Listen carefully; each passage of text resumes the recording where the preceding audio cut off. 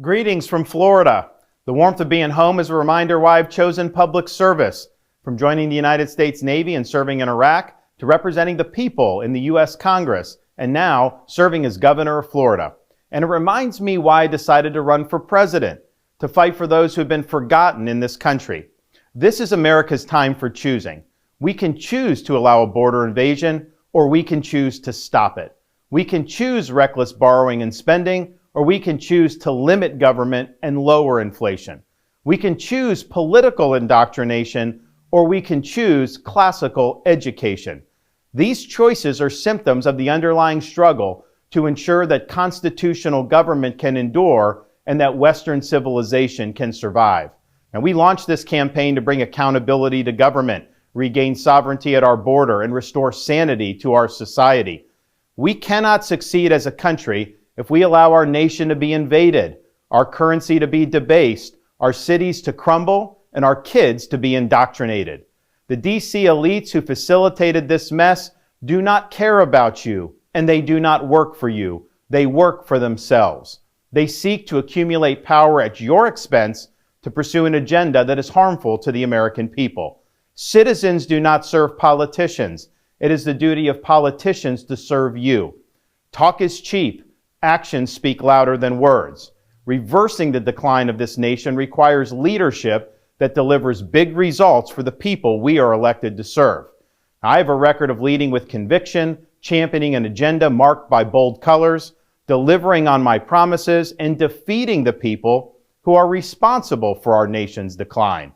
That is the type of leadership we need for all of America. Now, over the past many months, Casey and I have traveled across the country to deliver a message of hope that decline is a choice and that we can, in fact, succeed again as a nation. Nobody worked harder, and we left it all out on the field. Now, following our second place finish in Iowa, we've prayed and deliberated on the way forward. If there was anything I could do to produce a favorable outcome, more campaign stops, more interviews, I would do it. But I can't ask our supporters to volunteer their time and donate their resources if we don't have a clear path to victory. Accordingly, I am today suspending my campaign. I'm proud to have delivered on 100% of my promises, and I will not stop now. It's clear to me that a majority of Republican primary voters want to give Donald Trump another chance. They watch his presidency get stymied by relentless resistance, and they see Democrats using lawfare this day to attack him. Well, I've had disagreements with Donald Trump, such as on the coronavirus pandemic and his elevation of Anthony Fauci. Trump is superior to the current incumbent, Joe Biden. That is clear. I signed a pledge to support the Republican nominee, and I will honor that pledge.